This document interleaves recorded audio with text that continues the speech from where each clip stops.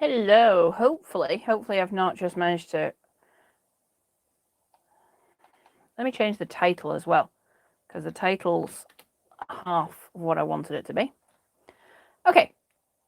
Hopefully I'm live, and hopefully some people will turn up to throw abuse at me. Nice abuse. Keep it nice tonight.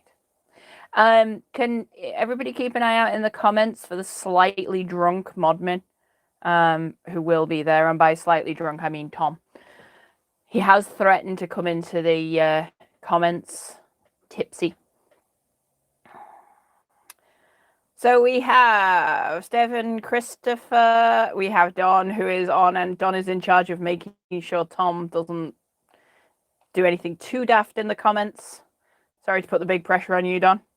Hello, Jean. And Bronwyn. Will you need to put Tom in the naughty corner? I suspect so. I really suspect so.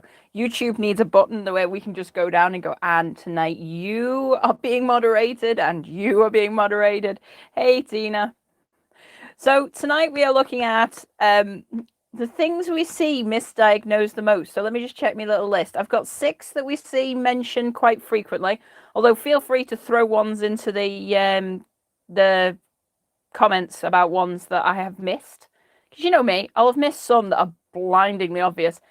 And then also 6 things that we never really see. Hey, we have a Tom. 6 things we never really see being mentioned that often that are actually big issues. Well, never see them. We do see them being mentioned, but they're not the ones that people jump on and go, it's clearly this one. Right, there's about 10 things I promised I'd get out, guys, including the genetics videos and the courses and all this sort of thing. And then I decided to do this really unusual thing for me, which was sleep. I've just been trying to catch up on things like sleep and eating 3 meals a day and, you know, things that normal humans do, and I've been forgetting to do. So I'm starting to feel a little bit more like I can cope with life, and I'm back. So I will be catching up on everything as soon as I can. The one thing I am trying to do, though, is get sort of at least 6 hours sleep a night and actually pause from doing stuff for long enough to get meals each day and not just sort of snack on rubbish all the time. Yeah, okay. Hey, Tom, too. He's got to be Tom 1 for today because it's his birthday. He does. So, yeah, on to diseases. So I think all of you have guessed what's going to be number 1. I will, in fact, I don't even need to let you guess in the comments. And that's swim bladder.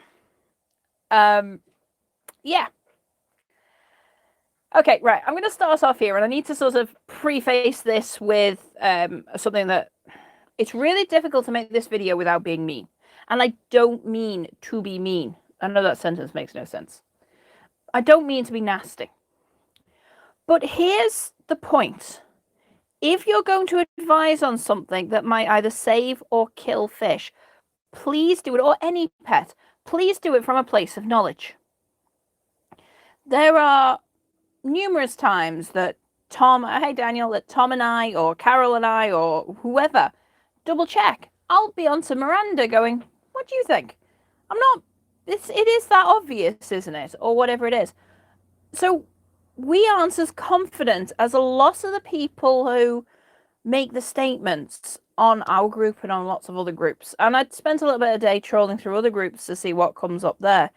Because things like swim bladder does get sort of stamped down a little bit on our group, although it's creeping back. So what it is with this is I don't want people to feel like they can't give advice. What I do want people to do is pause before they give this advice and say, right, do I know what I'm talking about here? Do I really know what I'm talking about here? Straightforward example. I saw some fish tonight on the group, and the guy had asked, what are they and why are they having problems? And I looked at them and I thought, I think they're geos, but I'm not sure. So I went and got James and said, James, what are they? And he said, they're geos. And he dealt with it. So I wouldn't expect any of my team to jump in feet first if they didn't know what they were talking about. Therefore, I don't expect the members to do it. And in fact, I asked the members not to do it. If any of my team spouted complete rubbish, I'd then be saying to them, why did you do that? And where did you come from with that one? So, swim bladder, let's start there. Right. If you are diagnosing fish with swim bladder, you're a bit of an idiot. Okay? Straight out. Yeah, I'm going to offend loads of people. But if you are sitting there going, it's swim bladder, shut up. Okay? Add a word to it. It's a swim bladder infection. It's swim bladder damage. Something like that. Fish, 90% of fish, 99% of fish have a swim bladder. It's a bloody organ. Right? So saying swim bladder, if I walked up to you and you were coughing and I went, nasty case of lung there, you would pretty much call me an idiot.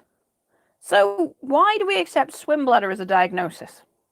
Secondly, all those cases where people are going, it's swim bladder, it's not swim bladder infection and it's not swim bladder damage 90% of the time. The swim bladder is a really robust organ. If you've ever done deep sea fishing and you pull fish up, you quite often damage the swim bladder as you bring them up from depth. So what you then want to do, what you'll then have to do is actually stick a pin in the swim bladder to deflate it to let them sink again. They survive. Actually, lots of them survive. There's been big studies because it was going to be banned at one point. So the angling groups paid for some really big studies. And the studies in general found it wasn't great for them. It does cause them pain. But they were fine afterwards. They swam off, they survived, their swim bladder healed itself.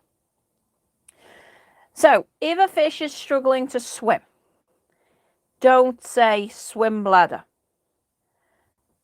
First of all, what you need to look at is there problems with the water. Because problems with water can cause neurological issues. Neurological issues cause a fish to be able to struggle to swim. Okay? If a human was staggering around, you wouldn't automatically assume they had a problem with their inner ear. Okay? It could be. But trust me, most humans that are staggering around are actually suffering from a little too much alcohol. Or maybe a little too little sugar. Or maybe they've had a knock on the head.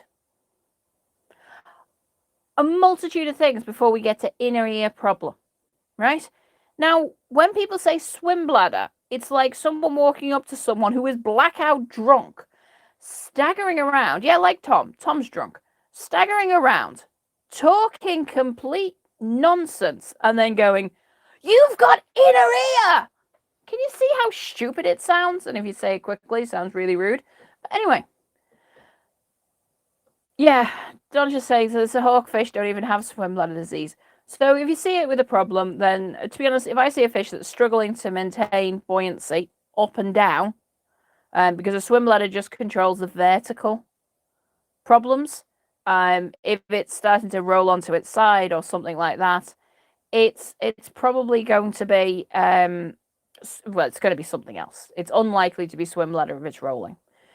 Even if it's upside down, again, I find a lot of people say swim bladder for being upside down. Actually, upside down tends to be related to gas in the guts. And how can you tell that one? They've got very swollen intestines. Look where the fish is. Look along the fish and look for the intestines, and you'll find that they're swollen. Distended, if you want to sound more professional. What that then means is that they've probably got something up with the guts. They might be really, really constipated, all this sort of thing. You can prove it by the number of people who say swim bladder issues can be cured by Epsom salt baths. No, they can't. However, constipation can, and constipation in a fish is a really big problem because fish have so many fish have evolved to eat very, very specialized diets. We then stick them in a tank and feed them flake of indeterminate quality. Often fish can cope with being fed the wrong foods, but they can't cope with not being fed the right foods. So you can give them all the wrong foods as long as you add in the right foods as well. I know that doesn't sound like much sense, but Malawi, the only one I'd really pause on that one. Malawi can't take the high protein. There's some other species that can't. But take your average plec that needs bogwood. As long as it gets the bogwood, it's fine. It doesn't also need you to never give it anything else. Sorry, I'm just looking at the comments there. People are finding things. So, swim bladder. Swim bladder is an organ. Jeez, I think I'm the one that's had too much alcohol tonight and I haven't had any. It's not fair. I'm not allowed to be acting drunk when I've not had any. It's an organ. It's quite a big organ. It's a very robust organ. The one thing it doesn't take is if two cichlids are hammering hell out of each other. And I mean proper hammering into each other.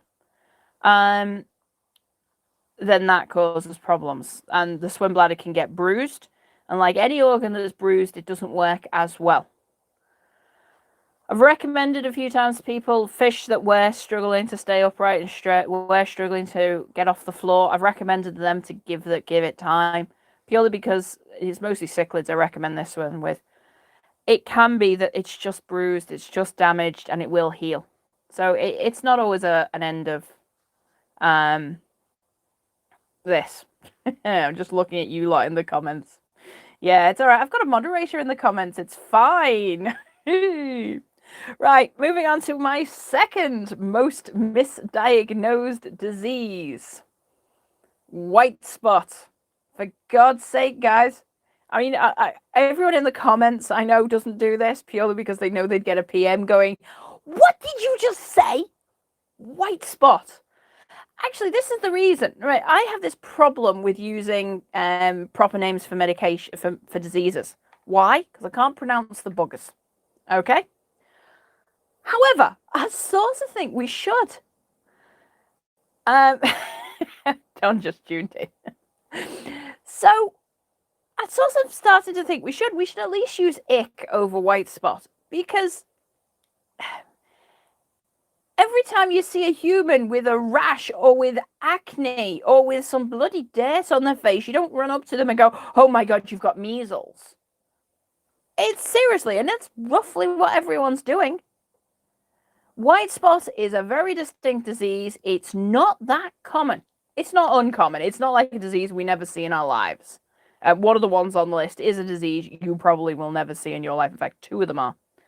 And one of them I don't even think exists. So white spot's not that common.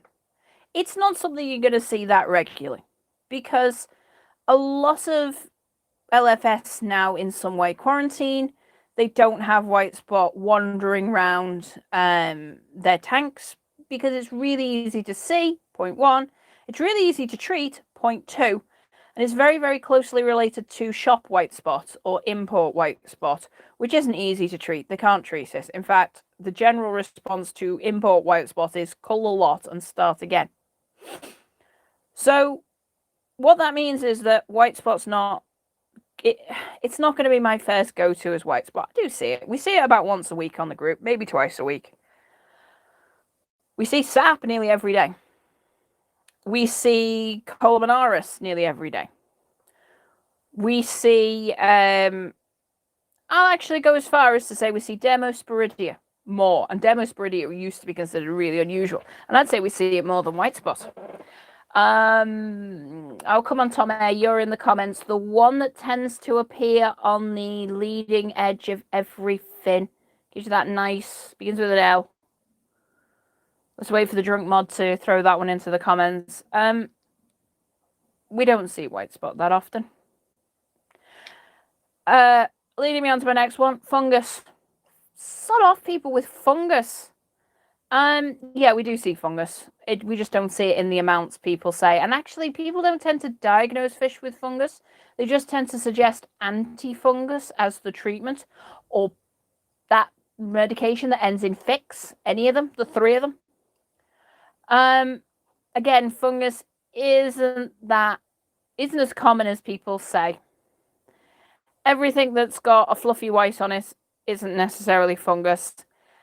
And even if people have got it right and they're talking about SAP isn't normally the primary cause. So you will get people just starting to be able to sort of say fluffy white stuff might be SAP. SAP is an opportunistic thing. Thank you, lymphocystitis. Thank you. The one that Tom, anyone watching this, just go into the comments. It's the one that Tom said. That's nice. I can't pronounce. SAP isn't a leading cause. SAP is an opportunistic thing in your aquarium. If SAP could do the damage all by its little self, SAP would be over every fish all the time and you'd never see any different. So it's unlikely to be the leading cause. Once it's started, it's a problem. Okay. Number 4. I've seen this twice. In all my time keeping fish and in all my time studying diseases, I've seen this twice in tropical fish. Seen this a bit more in deep water fishing, fish you've pulled up from the depths. In case you're wondering why I don't do fishing for sport, I grew up on a boat. One thing that happens when you're sailing around the world is sometimes you run out of wind. Because you don't have an unlimited supply of fuel, sometimes you end up stuck out there for a bit. And you don't always carry enough food for the entire journey if you get stuck out there. So I've done a lot of fishing for food. I once was out. We set off. The trip should have taken between 50 and 60 days. We were out there for 96. We ate fish every day for, like, every meal was fish for 40 of those days. So for the last 40 days, we just ate fish. For 80 of the days, we had fish for every meal because it was pretty clear at the start of the journey we weren't going to make it on time. Yeah, the heater burn is the last one on my list, guys. It's up there. So I've seen that. I've seen gas bubble disease there. I've seen it twice in tropical fish in tanks. Gas bubble disease is probably one of the clearest and easiest ones to diagnose. When you see it, you know it. Look for the fins, look at the longest fin it's got, and look along the bones of the fins. Remember, fish have got bones and nerves and everything in their fins. And if you see a long silvery bubble laying alongside the bones, that's gas bubble disease. What it's caused by is putting fish under too much pressure and then releasing the pressure rather quickly. If you release the pressure too quickly, it's like when divers get the bends. Gas bubble disease in fish. Think how difficult it's going to be to actually cause gas bubble disease in your fish. The only realistic way to do it is to have the fish trapped. You're forcing the water in under high pressure. The fish gets trapped, and then you turn the pressure off, and the fish then rebounds. Even in that case, it's unlikely to happen because the fish has got to be taking in gas at the time. So it's got to be breathing. Whereas if you're forcing the fish, say, up against the glass with a lot of flow, you're actually going to stop it breathing. The fish isn't going to be worrying about breathing when it's being pressed under that much pressure. So it's pretty difficult to cause. There was some thought that maybe extreme swings in temperature could cause it, which theoretically they can, but it would kill the fish. That's extreme temperature. Yeah, I've managed to avoid the bends mostly, Don. I've had a bit. I used to be underwater guide, so I used to take tourists on tours around like the highlights of like Barbados and places like that. That was when I was a teenager, and sometimes when I'd pushed it, you're only meant to like do 4 out of 7 days diving. I was doing 7 out of 7 and diving 4 or 5 times a day. And just towards the end of that period, I'd normally do 3 weeks on and then take a few days off. I'd start to get very mild bends and symptoms. Was not nice. So yeah, gas bubble disease. Like I said, I've seen it twice. I do see it recommended. Not so much in our group, but on other groups, I see it recommended a lot. Oh, that's gas bubble disease. There's nothing you can do. There's plenty you can do. Leave the bloody fish alone for a bit. It's that simple. The gas bubbles will come out their system. If it's not dead or seemingly in a lot of pain, leave it be. The next one is one that, it winds me up. This one for me, proper makes my blood boil. There are some diseases in fish keeping. If you get them in your tank, you have one option. You euthanize everything in the tank. You inform the relevant authorities. every single microbe of stuff in that tank has to be disposed of as medical waste. You've got to get rid of your tank. Your tank itself's got to be disposed of as medical waste. Okay? And one of those diseases is Whirling Disease, also called Blacktail Disease. And I've actually written it down, so I will try and pronounce this one. Myxobolioris cerebralis. Look up Whirling Disease or Blacktail Disease. So you're saying, well, isn't it a good thing that people are mentioning this if it's so dangerous and it's so important that you tell things? It affects bloody salmon. Salmon, trout, rainbow trout. And people are pinning it on discus. It's like you're sort of sitting there going, really? Really? Are you doing this? Are you coming up with a notifiable disease? Something that you have no choice. You've got to inform the authorities. All your fish have got to go. Actually, I'm pretty suspect if you had more than one tank and you prove that you had Whirling Disease in one tank, DEFRA would be taking your entire tanks, all of them. Why don't they? Because you're not keeping salmon. Okay? And if you are keeping salmon, how the hell did you get Whirling Disease in England? It's ridiculous. That is a prime example of someone coming up and going, I've no clue what I'm talking about, but I'm going to spout off something I heard on another forum. It's just ridiculous. I've never seen Whirling Disease, full stop. I've never seen it full stop. I've seen pictures, I've read plenty of things about it. I've never seen Whirling Disease, even in trout and salmon. It's the only ones that infects. Right? We have something in discus, which we refer to as Whirling Disease, and we shouldn't, because bloody Whirling Disease isn't something that impacts discus. It doesn't cause the same symptoms. One of the traditional symptoms one of the main symptoms of Whirling Disease is the back end of the fish turns black and goes completely useless to the fish, paralyzes it or loses all control of it. But if you look at the photos, the back end of the fish only goes completely black. Death follows shortly after. It's probable that damage to the tail is something that's leading to the whirling a bit. But the fact that the parasite actually hits the brain, the infection goes into the brain and actually hits there, is where you get the neurological. Okay, so it's not Whirling Disease. It can't be. It might be something that produces symptoms where the fish whirl round. But again, if you see a human staggering, you don't walk up to them and go, you've got the plague. Because you know, one of the symptoms of the plague is people wandering around. So that one just winds me up. Okay? And it also does no good for the fish keeper. Because they've now got some disease diagnosis. They go and Google it. Because trust me, people aren't giving them useful advice on this if they're going, it's Whirling Disease. They go and Google it and they actually find out that it can't be treated and they've got to inform DEFRA, which they don't. I wouldn't. Some weirdo on Facebook tells me that my fish have all got to be killed. I'm going to go, no thank you, I'll ignore that one.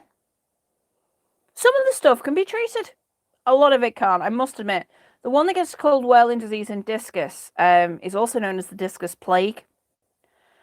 I suspect, and I'm not the only person to suspect this, by the way, you tend to find it when you mix, say, German strains of discus with Asian strains of discus. I suspect it's because they've just never been exposed to something that the other strain has native immunity to. So remember when Europeans turned up in America and they gave smallpox infected blankets and everything to the Native Americans, and thousands of people died. They had a really bad reaction. In fact, some of the diseases that when we've been out and colonizing places against their will, some of the diseases we handed over weren't dangerous to us. It's one of the reasons now why, if you do a lot of traveling, there is places where you can't go. And the reason is because people like us have got diseases that are deadly to people without that immunity, but are fine to us. We can, we can walk around and be fine with them. So I suspect Discus Plague is just a bacterial infection going from one to the other. Yeah, straight talking fish on Whirling Disease, legally only a vet can diagnose.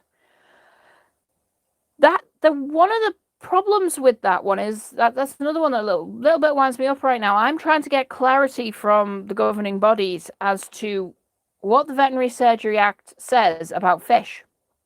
So the Veterinary Surgery Act actually is quite clear. I can't diagnose fish. But there's been so many amendments to the Veterinary Surgery Act in regards to fish that actually even the vets who are like quite high up and deal with this sort of thing every day's response is, don't know, don't care. They put it politer than that, but generally it is don't know, don't care. There's just been too many legal changes. But I think Whirling Disease is one that needs veterinary diagnosis. And the reason behind that is, if you're a fish farm and you get Whirling Disease in, you might have to cull your entire stock. Think of the cost, not only of losing your stock, but having them all treated as medical waste. It would be painful. It's the foot and mouth disease of fish keeping, farm fishing. It's horrible, and it's got to be kept out of the country.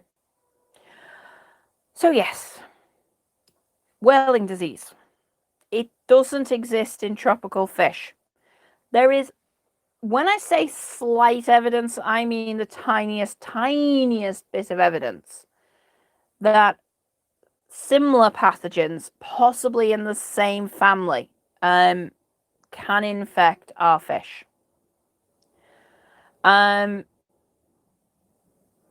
Yeah, notifiable is a different case, so entirely agree. So until we find out, we don't really know. Crucially, the thing that causes Whirling Disease can't reproduce above about 20 degrees C. So automatically tropical fish are out anyway, but it does still only affect salmonoids. We don't know about their close cousins. But that's the case with a lot of stuff we see. How many human diseases come with flu-like symptoms? Realistically, how many diseases do we know as humans and they go, it has flu-like symptoms at the start? And a lot of fish diseases are like that. And annoyingly for us, there's only a limited number we can see. So physical things on the outside, imbalance, swelling up, things like this, it's really reduced. So things that get shoved under the title Whirling Disease, I think there's thousands. I don't mean that as an exaggeration. I think thousands of different things can cause those symptoms. In a fish tank, in a tropical fish tank, Whirling Disease is not one of them. Right.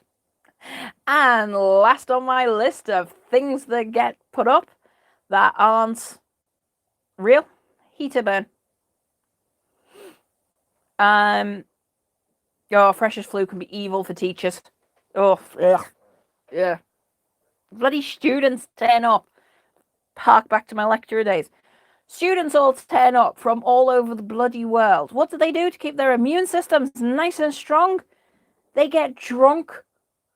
They get drunk and then they swap diseases between themselves. And then they come into lectures and cough on you. Anyway, students, for the first month, students should be all held behind like plexiglass. Yeah. Anyway, sorry to the students out there. Just next time you're coughing, just cough away from your lecturer. Yeah, tutors we all get it. It's horrible. And to be honest, you get to that point, we just go, I'm going to go and talk to the students and get it over with. So heater burn. As Sue said, she's had one where a fish got stuck. Talk me through the logic of heater burn, anyone? Anyone? No one can come up with. So let's talk it through. Your fish doesn't have any nerves and it can't feel the stuff and move away. We know fish feel pain. Fish feel pain in an incredibly similar way to mammals do. It's not the same. I'm not going to go on record to say it's exactly the same, but you can give fish painkillers. They have the same reactions. They feel things. So you're telling me you can hold something against it bad enough that's going to burn it, and it's not going to feel it? Rubbish. Secondly, what's the treatment for what's the treatment for burns? If you get a burn right now, what is the first thing you're going to do? Oh yeah, that'd be the one. You're going to stick it in water. So you're saying to me, not only did the fish not realize it was basically on fire and then not move away, but also the water around it didn't cool it in any way, shape or form.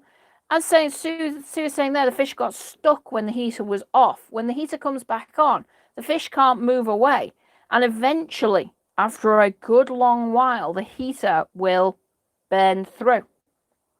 But it takes a long time to do. What you do get is serious bacterial infections. And for some reason, they're all diagnosed as heater burn. Even ammonia burn, I've seen frequently diagnosed as heater burn. In general, I don't think heater burn is something that we can diagnose ever. It's so rare. I've never seen it. I'm not doubting that Sue hasn't. Sue will know what she's talking about there. But I've never seen heater burn. I've seen fish pull bits of their skin off, getting through, like they've rammed themselves into an ornament and then wriggled out and they've damaged themselves quite badly there. I've seen bites. I've seen pseudomonas infections. I've seen also basic infections, all of them diagnosed as heater burns. But think about the symptoms of a burn. You know, blistering, all this sort of thing. It's not that neat little circles that we see. But yeah, as Paige says, anything that looks bad, people put it on heater burn. Now, luckily, the treatment that most people recommend for heater burn is some sort of antibacterial. Since it's normally an infection, it works. But come on, people. Heater burn is not a genuine real thing.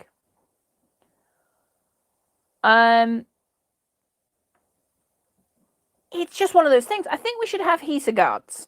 Not for the heater burn side of things, but just purely because I don't think it's a great idea to have a long, thin glass tube against another piece of glass, and then that can be slammed. I've seen cichlids break heaters before. I've seen turtles smash them to smithereens. I've also done it and not noticed and stuck my hand in, which is just me, being me. But heater burn, it's one of those that's trotted out all the time. And I'm sitting there going, it's not,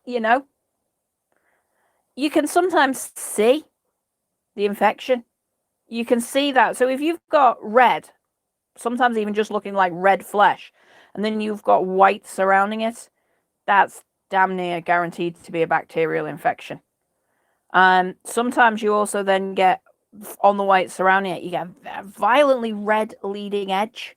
Again, infection. But yeah, heater burn winds me up something chronic, especially and there's one on the group right now, and Tom and I have both asked for parameters, and we've basically been ignored, and people are still, and salt. I've got a brilliant idea. Here's that logic. Right, here's the logic. This is what they're saying. Your fish has got a bloody big hole in it. Its osmosis is shot to hell anyway. It's a tropical fish, so it spends all of its time trying to keep the minerals inside, not outside. And we're going to add something that's going to make that wound really, really sting. Remember, fish feel pain, people. Anyone had road rash? So, if we've got road rash, I sometimes really want these people to do that. If you've got road rash, just let me show. All right. If you've got road rash, or you somehow managed to slice a load of skin off, Would you really pour salt into the wound? There's literally a cliche about it. Why is it something chronic, that one? It's just like, yeah.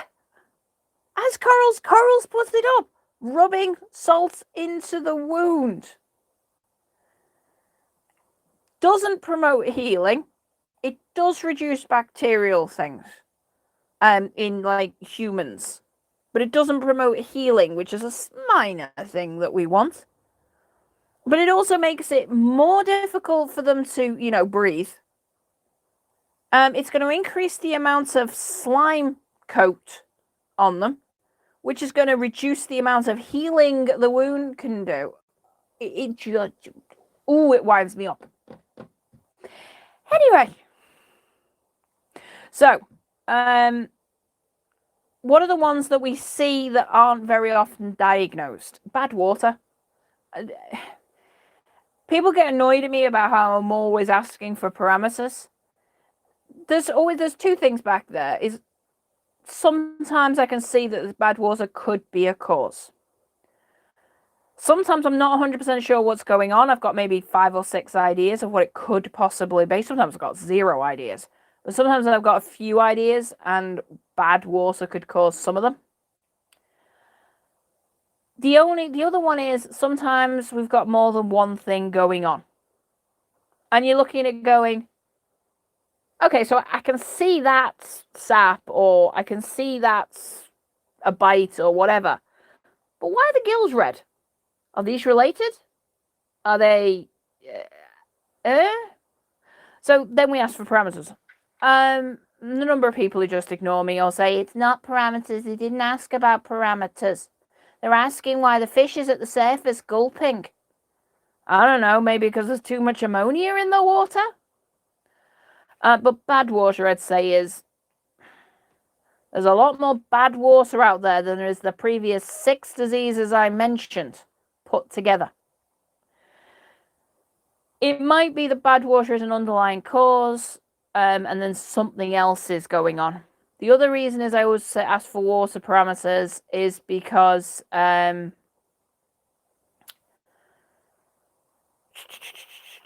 brain's just gone off because I just saw Sue's comment and Straight Talking Fish's comment and went, huh? Plassey's being diagnosed with being egg bound.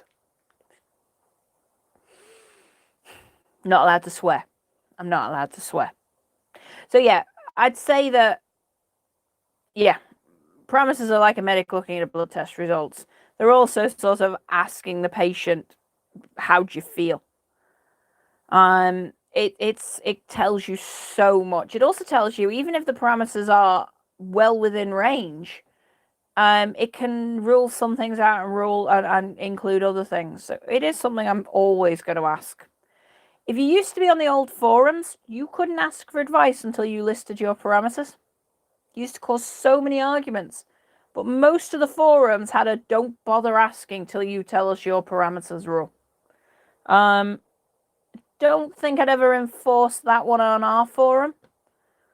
As in forum.tropicalfishkeeping.co.uk, not the group. Purely because I think sometimes people don't know what they are. We had a gent this evening who genuinely didn't know what the parameters were. And that's not his fault. Bloody fish shop's fault in that case. I think they should have mentioned it to them. But yeah, bad water is probably the leading cause of most things. It's not a diagnosis. It's just something they need to sort out. The next one I'm actually going to go for is deficiencies. Nobody ever talks about deficiencies. So monster fish keepers, not the group or anything like that, I mean people who keep big fish, tend to be a slightly different hobby to the rest of us. And I'm not in that category. I don't keep any big fish. Biggest thing I've got right now is... Physically, the biggest is my Sino. My snakeheads are probably the biggest. They're not even a huge species of snakehead. But to me, they are big. My turtles, I've got a larger species of turtles. Pink belly side necks, they get to about 12, 13 inches. But deficiencies, so monster fish keepers now have this thing about just feeding prawns. Seriously? Prawns? They're alright as the odd occasional treat. My fish go through a large bag of prawns probably once every 6 months. And remember, I've got about 16 tanks. A lot of those have got turtles in. A lot of my fish even are highly carnivorous. So, but like I say, a bag of prawns will last me about 6 months. And I must admit, that's with the human in the equation, occasionally nicking a few for lunch. So, it's not like a lot. Prawns aren't brilliant in what they've got in them. The exoskeleton and most of the guts are pulled out anyway. So a huge number of larger fish, and remember, crucially guys, these are the ones that are growing really, really quickly. These are the ones who've got specialist diets. These are the ones that are actually a real pain to keep healthy anyway, and they're setting them up for a diet which is cooked prawns. The little pink tiny ones that, to be honest, I don't even feed them to my fish.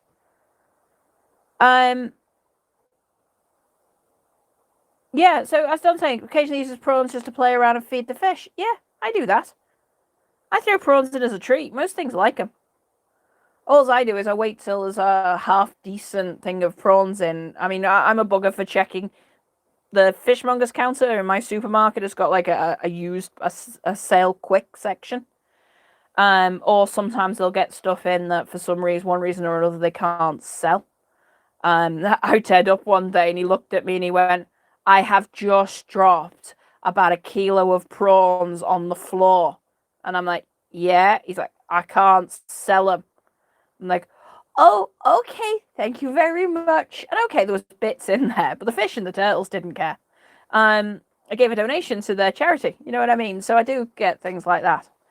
But it's a case of feed more, feed variety. If you want to keep, there are some stunning fish on our group. There are some stunning fish that you can get in the hobby. And they need a half-decent diet. Like I said at the start, it's very difficult to... If you feed variety, it's almost impossible to give your fish a nutritional deficiency. But you need that variety. And it doesn't matter if they get some stuff that they wouldn't get in the wild, unless they're like a species that can't tolerate it. And you should know that. But if you have a general omnivorous, mostly carnivorous, even mostly vegetarian fish, then you have the issue that you've got a scenario where they can take most foods, but if they miss things, then they're going to die. And they're going to die in pain. And I've lately seen a few so the one that Don's talking about there, which is thiamine.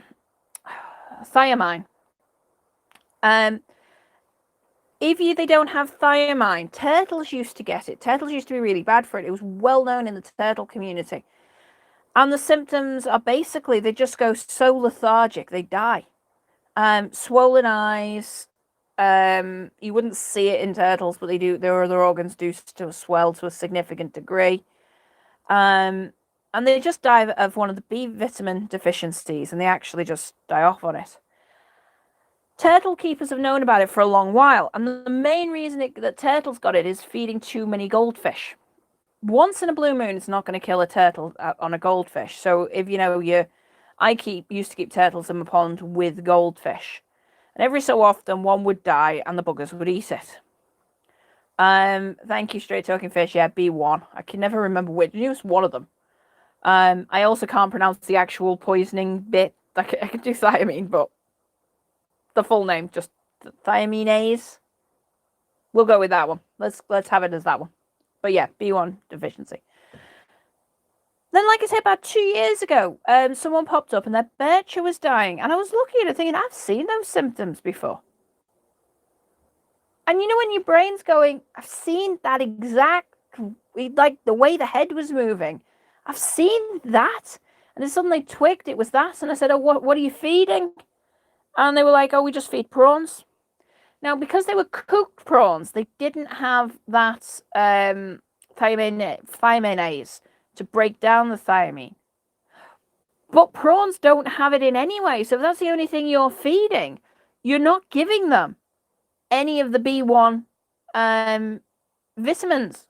There you go. We'll go with what Straight Talking Fish does. Thiaminase. It sounds like mayonnaise. That's my problem. My brain's going, that sounds too like mayonnaise. Anyway, however you pronounce it, B1 deficiency. It just winds me up something chronic. Like a lot of people know, I'm into reptiles, big style. And we struggle with things like metabolic bone disease in reptiles and stuff like that. But reptiles, in my world, are a lot more... It's a lot easier to give them a deficiency of some way. It doesn't have to be a major husbandry issue before they're effectively dead. But in fish keeping, it's sort of... I'm sitting there going, you what? You've only fed your animal one food type the entire time it's been alive. And that just, even to the point, if you've got a fish that eats only fish in the wild, fantastic. What about the gut contents of the fish in the wild? So if you've got a fish that subsides entirely on guppies in the wild, okay? So in the wild, it eats just guppies. Guppies, 50% of their diet in the wild is algae. And we'll go on to that one in a second. But 50% of wild guppies' diet is algae. What does that mean? A good proportion of that predator's diet is algae. Because every time it eats a guppy, it eats a gutful of algae. And then people bring them in and then they feed them only guppies that they've been feeding on cheapo pound shop flake. Because they're only feeding guppies. And it's getting a gutful of cheapo pound shop flake, which is mostly wheat. And then fish can't digest wheat. So it gets absolutely nothing that's of any use. Yeah, I just need Tom on here. I'll just every so often I'll just point at him. Yeah, it's all this sort of thing. And then there's a real good example that guppies. One of the most, I'd say, people say goldfish are the worst treated fish in fish keeping. I don't think they are anymore. I think guppies are up there. Guppies need a really specific diet. And they need really specific water. So they need quite hard water. And in their diet, they need a lot of algae. They need a lot of vegetation.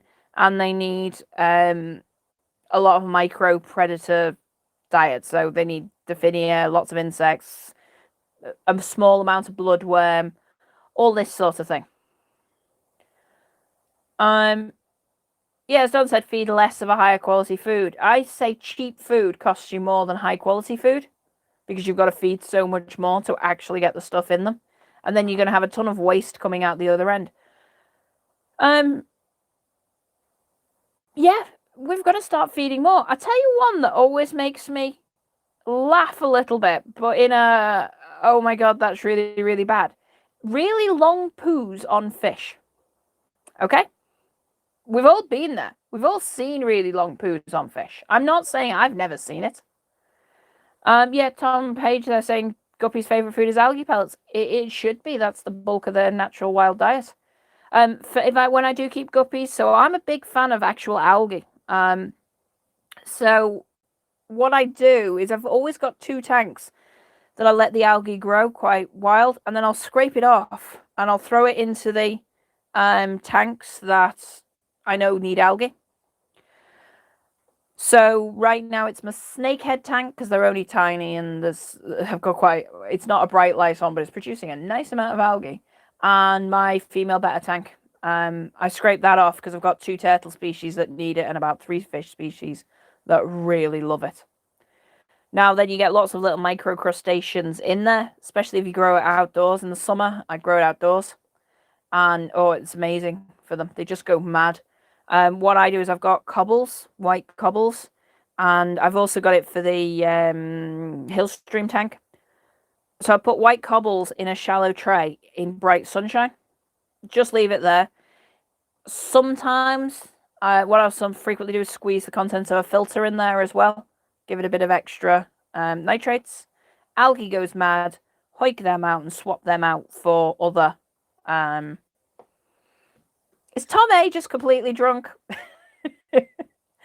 Anyway, swap those out for the ones that have been eaten. They love it. So if you've got any fish that like algae, I think that's a really good option to do. Where's it go? Oh, long poos. I think long poos is lack of fibre in diets. I genuinely do. I think long poos are just purely due to lack of fibre in diets. Think about the most frequent species we see it in, plex.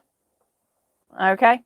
So, plex are a fish that has evolved to have a ton of fibre in their diet. They can get nutrients out of things that cows would struggle with. But then we put them in the tank and we give them really low fibre diets. And I think that's one of the big problems. Look at the other fish. Go down the group and see the ones that have got long poos. We're mostly talking about guppies, platies, mollies. Again, fish that eat tons of things like algae. Yeah, brown flakes in the tank. Actually not a completely stupid idea, but actually no, I'd go with algae again. For your insectivores, Diffinia. Make sure you're getting them Diffinia with like the actual shells on. Frozen will do. So swap out the bloodworm for things that have got an exoskeleton. No, actually, Gene, I never see my fish poo. And I think that's because they've got a high fibre diet, or they've got a fibre-appropriate diet, and I don't overfeed. If anything, I underfeed a little bit. I know I do, but I just have this paranoia about overfeeding. And I add a lot of live foods in there. And I add a lot of things like algae and vegetables and all this sort of thing. So if you're not seeing your fish poo, there's no problem. Don's a little bit different because he's got fish that get fed once every 3 days and get fed in one big lump. So, yeah. Yeah, I mean, I've got corners where poo all seems to wash up, which is quite nice, as you can just, overnight, just before I go, I can just siphon it out quickly. But when you see fish with long poos, makes me think they're getting a very low fibre diet for them, whether that be they need so crustaceans in there or something like that. But they're probably they probably need, just check what's missing, what their natural diet would have, and they're missing. Okay. Can you feed? You feed pudding as a treat. I do fish pudding quite frequently. I'll have to show everyone that one day. It's you just bind everything together with gelatin. Tom A's quite well gone. Yeah, cool. We were trying to decide last night on what nickname Tom A should have. That was fun. That was amusing. Yeah. Right, moving down. So we've done deficiencies. We've done bad water. The ones that we don't see recommend bacterial infections. So it goes back to the heater burn one. People forget that it's actually 9 times out of 10 it's a bacterial infection. We see quite a lot of bacterial infections being said that they're fungus, or it's just discoloured scales, or they need more sap. They need more stress coat.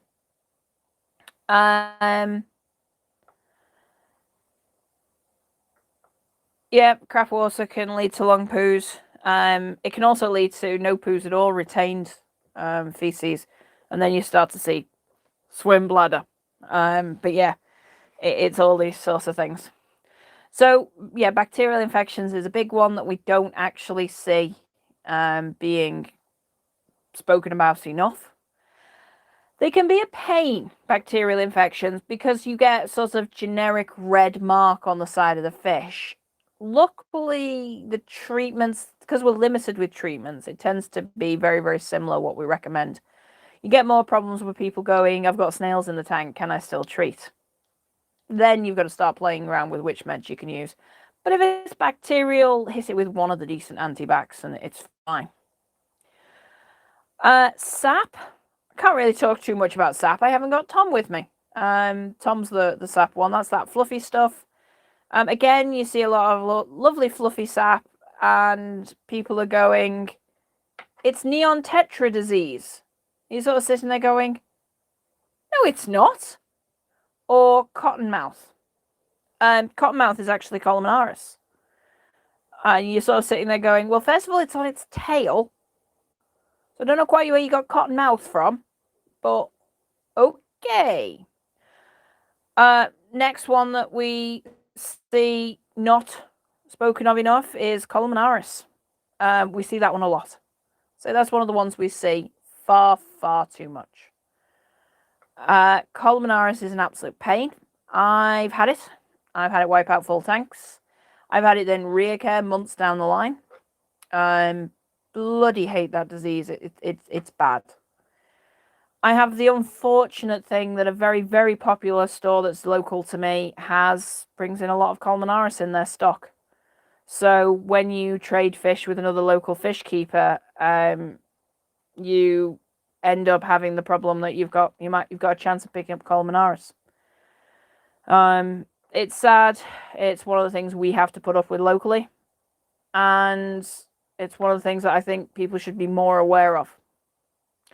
Which brings us on nicely on to the last one. Stress. I've actually put stress/poor tank mates.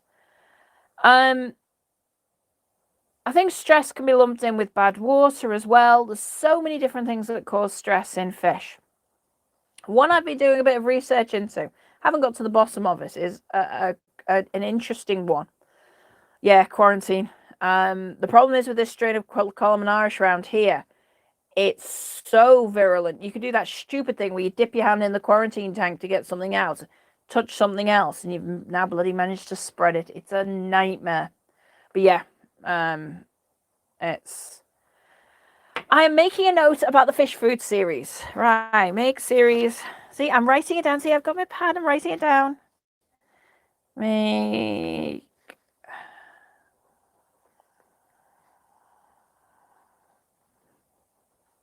There you go. It's on the sticky pad. Once it's on there, it has to be done. So one thing that's always interested me is when you get fish out of really, really poor conditions, you then put them into good conditions or acceptable conditions, and they die. It happens so often, and it's really, really frustrating because there's no visible reason in your tank why they should have dropped dead. But they have. So I used to do a lot of work for a group, and one of my things used to be going out to I'll come back to that NTD one in a second, Bronwyn. Just make a note here so I remember to go back to it. You know what my memory's like. So I used to go out and, like, if the council called and said we've had a fish tank abandoned, and I'd go and get them, and the council would be like, oh, there's been no heat or light in there for like 4 months. Obviously, nobody's fed them. You get the fish back, they'd look skinny. Painfully skinny. But there's nothing in my water that would have killed them. Drip acclimate them, transfer them over. 3 days later, they'd be dropping dead. So I spent quite a bit of time, sounds horrible for the fish, I spent quite a bit of time changing things around to try and see what might kill them. What might not kill them, I should say. The most success I've had is by meth blue baths and feeding very, very small amounts to start. I mean, minuscule amounts of live food. Now, it's a live food that threw me because they've obviously got to chase it, which made me feel a bit, well, they've got hardly any energy anyway. How are they going to end up catching the Finnia? because that's the main one I feed because I've always got it to hand. Or microworms, or whatever it is. So I think it's to do with cortisol, which is a stress hormone found in fish. One thing cortisol does is keeps the blood sugar to a certain height. So you've got fish that are just on a precipice, you put them in better conditions, the cortisol levels drop, which reduces the amount of sugar in their blood and tips them over the edge, and they die. I think that's what's happening. But like I say, that is, by the way, no scientific evidence behind that. That's just me trying to come up with a possible reason. And we've seen it quite frequently. People say, well, actually, I've transferred them into good water from bad water, and now they're dead. So it's not just happening to me. It happens to a lot of people. And I do suspect that when they're that far gone, maybe actually reducing the stress on them finally is the thing that finishes them off, sadly. Or is it just the stress of moving them? But then you'd expect them to drop dead sort of there and then, not maybe a week later. Yeah, it's all a bit of a puzzle on that one. So I think stress is a huge problem for fish. Fish have similar stress hormone responses to us. So if you constantly keep a fish under stress, it will cause all sorts of problems. So we know we've probably been hammered home what stress does to us if we're under continuous stress. And I think our fish have that same issues. So what sort of things are going to cause stress? No hiding places. If they're a fish that needs to hide and they've got nowhere to hide, that's going to cause a lot of stress. Unsuitable tank mates. Parrots. Bloody hell, I hate those fish. And one thing I really hate them about is the fact that people think they're cute and they put them in as a nice, cute, friendly tank mate because they're smiling. They're not friendly tank mates. They are bruisers of Central American cichlids. Just because they're deformed does not mean they are not big bruisers of Central American cichlids. And trust me, those little prey fish you've put in with them, they know that. The other little tiny cichlids you add in there, they know that they are in with a predator. Things like, even down to not having the right lighting schedule. That's another thing I'm not a big fan of. I think that fish do need light to some sort of schedule. A lot of people say, I can't keep the light. I mean, it's different if you're blacking out for sort of velvet or because you've got a bad algae outbreak. That's different. But I do think they should have some sort of lighting schedule. I'm bad at doing this myself. My lights are either on or off. I'd like to, and it's another thing I'm looking at doing, have some sort of lighting schedule so that I can have stronger lights during what would be their midday, and then have lower lights morning and evening. I mean, I could just stop being cheap and get better lights. So a lot of them are programmed to do this. Because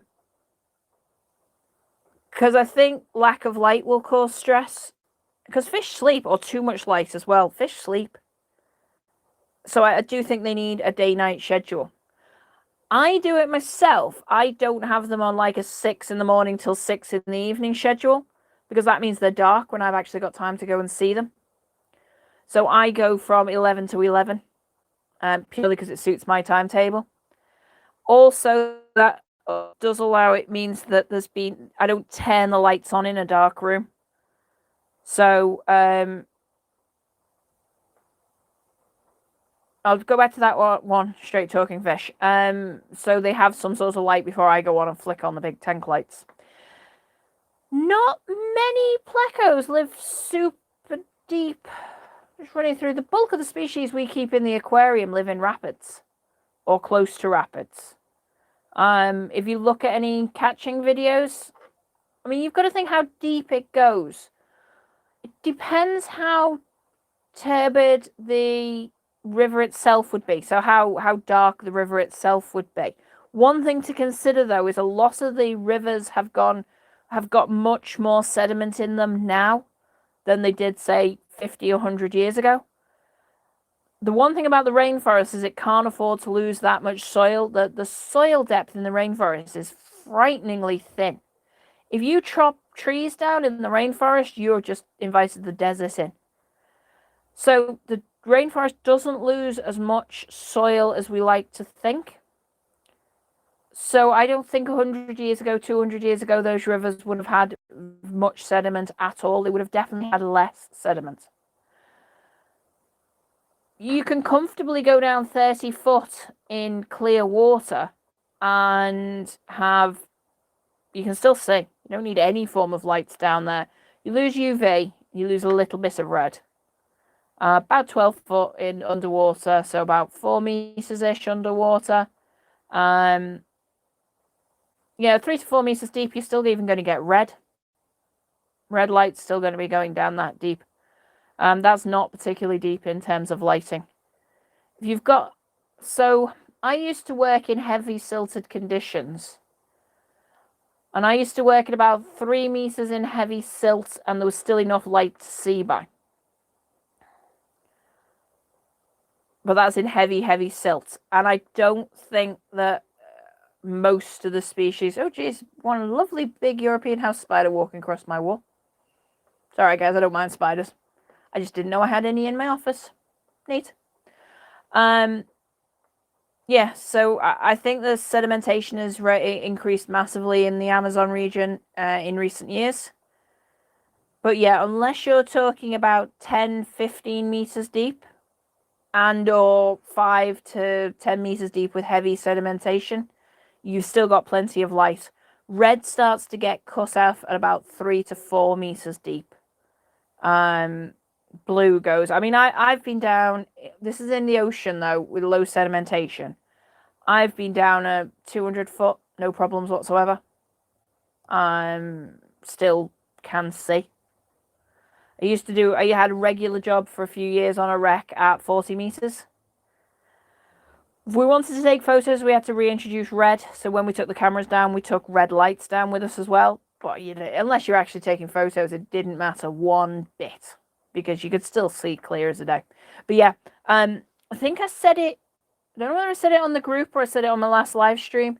I'm very much now starting to think that we need to look 100, 200 years ago for wild parameters.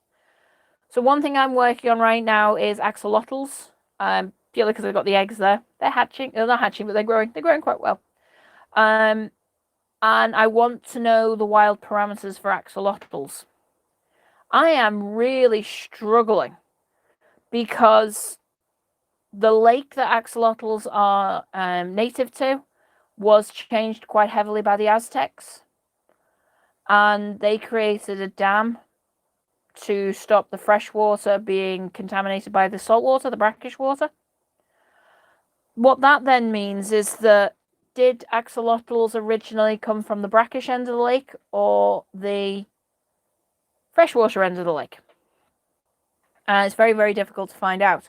One interesting thing is, though, I did manage to get a pH survey of the lake, or what's left of the lake. It's the canals of the lake, and it is incredibly hard water.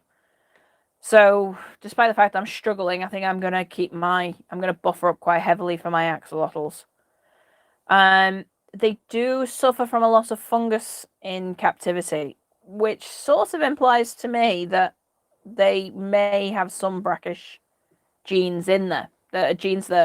So there's some diseases that they're very easily exposed to are the ones that we wouldn't see in brackish conditions. So if someone showed me even the slightest bit of evidence that axolotls live in brackish conditions, I'd probably agree with them. But I'm not willing to do it till I've done a lot of research. So at present, the only thing I've definitely decided on is they need harder water than I've got. Which isn't saying much. A lot of fish need, and amphibians need harder water than what I've got. So yeah, that's the thing for them. They're getting quite heavily buffered up. Yeah, I am constantly banging on about how we need to mimic the wild as much as we can. It's why I do love Biotope. I think Biotope is something we should all have at least in our mind. I know that some people think I'm an idiot to be so passionate about Biotope. And don't get me wrong, not all my tanks are Biotope. Far from it. But we should at least have those factors in our mind. So we should be providing the diet that they need. We should be providing the water that they need. And crucially, we should not be providing tank mates that are going to scare the bejesus out of them and put them under constant stress. Please don't keep turtles in your tanks. And what really winds me up, who in the right mind thinks, I know what I'm going to do? I'm going to get a fish tank, a tropical fish tank, and then I'm going to put a temperate shitting machine, I shouldn't swear, into that fish tank. And then I've got two choices. One choice is you can feed on the fish's schedule, and turtles need time to digest. They need time to haul out, to take the time to get the body up to the right temperature to digest the food. Or you can feed on the turtle schedule and get a huge chunk of ammonia hitting the tank every 3 or 4 days. It's not a good plan. Anyway, no turtles, people. Yeah, I really do love biotopes. I love the fact that the fish start to understand what they're doing. Yeah, I said a naughty word. I love the fact that, I mean, one thing I do think, though, is we've got some invasive species that have invaded biotopes and invaded native ranges, and the fish are doing fine with them. Also, you may find that, discus are well known for laying on broadleaf plants. The broadleaf plant you put in might not be the exact one that those discus in the wild would lay on, but as long as it's approximately from the right area and stuff like that, I'm not that picky over them. The other thing to be aware of, sometimes biotopes are the most boring. You can take a section where that fish would live, and it is sediment and a few dead leaves and nothing else. And in which case, no, you are still allowed to enjoy your tank. You can put things in to make it look pretty. But it's just a case of then looking for it and saying, right, so what does that fish need out of that biotope? And crucially, what in that biotope might kill the fish and they don't really want around? One thing I always point out is that in the wild, guppies live 3 to 4 months. Male guppies live 3 to 4 months in the wild. Did you know what there's two species, there's one species that is found in nearly every native part of the guppies range. Okay, so where you have guppies, you have this species. Pike cichlids. Pike cichlids are the main predator of guppies in their native range. Okay? I wouldn't suggest you put them together for the guppies' sake. Pike cichlids might like it for 30 seconds. But remember what I was saying is that you just have to have the guppies gut loaded. So yeah, I think that's one important thing. I mean, again, back to reptile keeping, it's one thing we do automatically. We gut load our feeder. So I've got a tub of locust over there because I've got animals that eat locust over there. They ain't getting them today. They're going to have 24 hours eating a good quality food before then I put them in. And I think we need to be aware of that. I don't advocate live feeding. But if you are feeding other fish, try and get ones that still have their gut contents. It's helpful. Pike cichlids predate other pike cichlids. They're definitely mean. They're probably one of the meanest fish I know. They're pretty, but it's not my cup of tea, pikes. Yeah. Yes, Tom, we know you'd perfectly happy mixed continents. It's fine. Asian, African. Throw them all in together. As long as the water quality is fine for them, you're happy. But yeah. Anyway, guys, I have been banging on about that for long enough. If there's anything, throw it into the comments quickly before I run away. Oh, neon tetra disease, before I forget. Neon tetra disease is an intermuscular parasite. So what you frequently see is it's basically the muscles burst out through the lips and form a very hard nodule. If it's a very hard nodule, they're losing colour, and they might be struggling to eat as well. You're probably looking at NTD.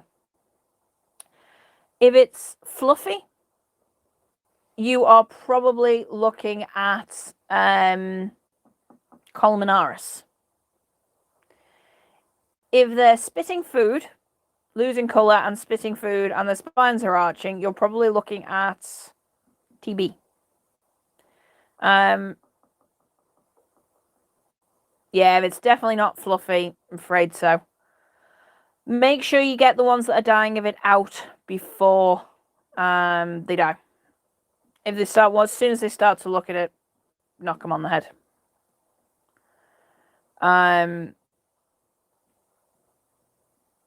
Yeah, it's one of those things. Here's one for you guys.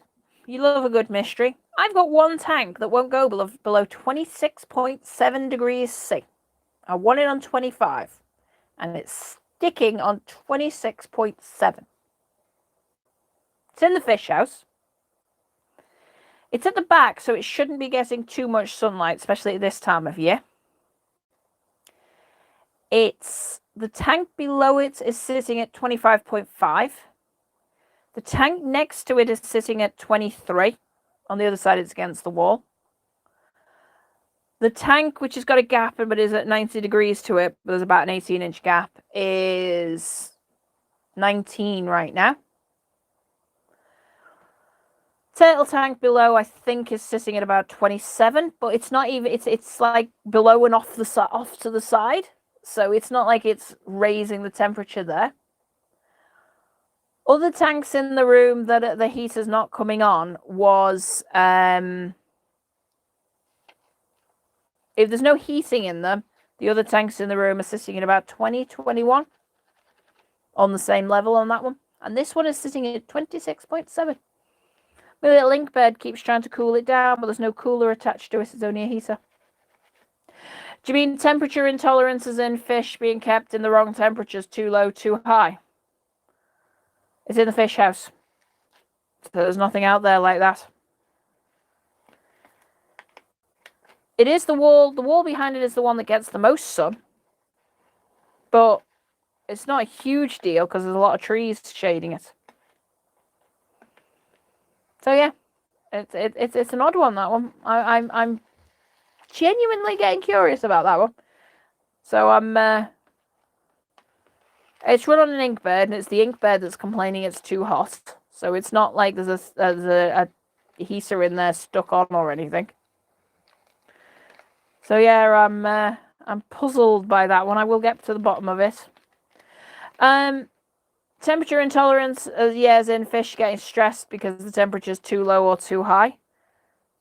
But I think I keep banging on about this one each week. Please, people, turn your heaters down. Save the planet. Turn it down. Yeah. If it's only... What else have you got in that tank, Bronwyn? I think NTD is retarded at low pHs.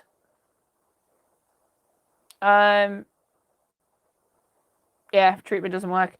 I do think that, right, 50 ppm menthol blue dips for 10 seconds. No. So what you're thinking about there is increasing the amount of meth blue quite drastically and just reducing the length of time the fish is in there. Right, is it effective? What are you treating? Or what were they treating is the question. The reason I'm saying no is because some stuff has to get through the gills and into the bloodstream for it to work. 2 guppies, 3 Brisnose pleco. No, sadly the Danios, the guppies won't take the low temperature. Plex won't like it either. Yeah. Run a course, but yeah, I'm not the world's biggest fan of NTDs unless you can keep them in neon tetras, unless you can keep them in stupidly low pH.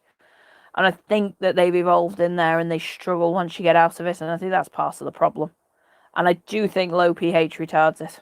I could be wrong. I could be talking rubbish on that one, but I have a theory that the lower the pH, the less and the more tannins in there.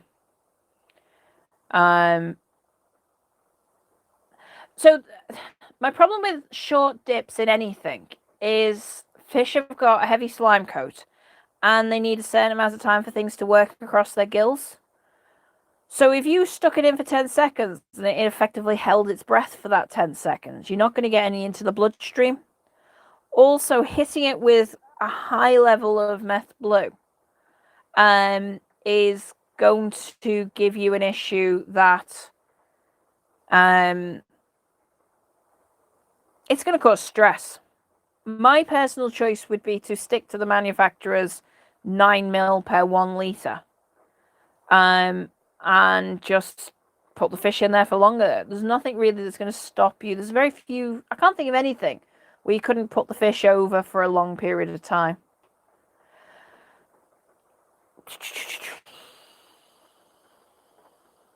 I'm just mentally running through what you've got there. I treat with, you've got a very high pH for how soft your water is. Considering how soft your water is, your pH should be a lot lower than that. That is odd. You can either use 2000, S2000, or I run a course of Water Life Myaxin. Go with Myaxin, personally. There's nothing in there I don't think that's going to get hit with that one. Baby plecos, maybe. Your other option would be hoik them out and give them meth blue baths. With the babies in there, I would be tempted to hoik the neons out, give them meth blue baths, or put them in a separate tank and try and treat them.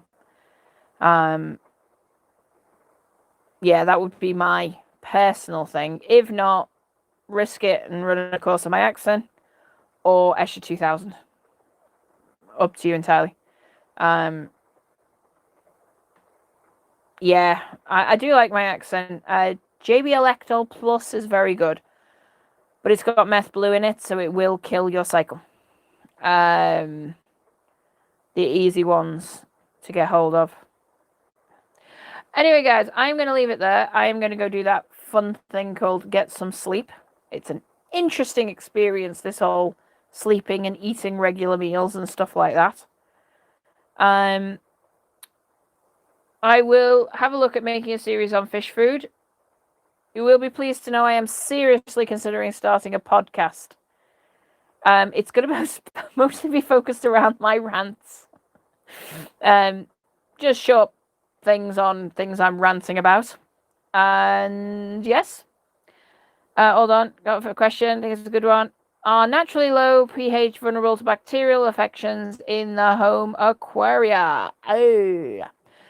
I think naturally low pH are vulnerable to bacterial infections that exist in like the 6 to 8 range that we see in the home aquaria.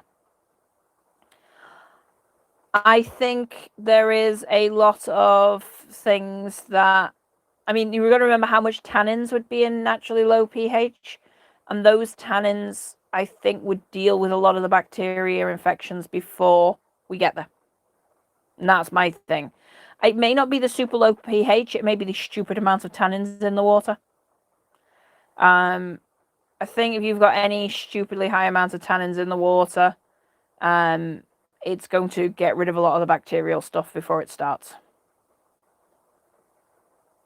All right, guys, I'm going to press end, and then you've got a slight issue that your conversation might come to an end. I don't know, but let's see. Let's hope.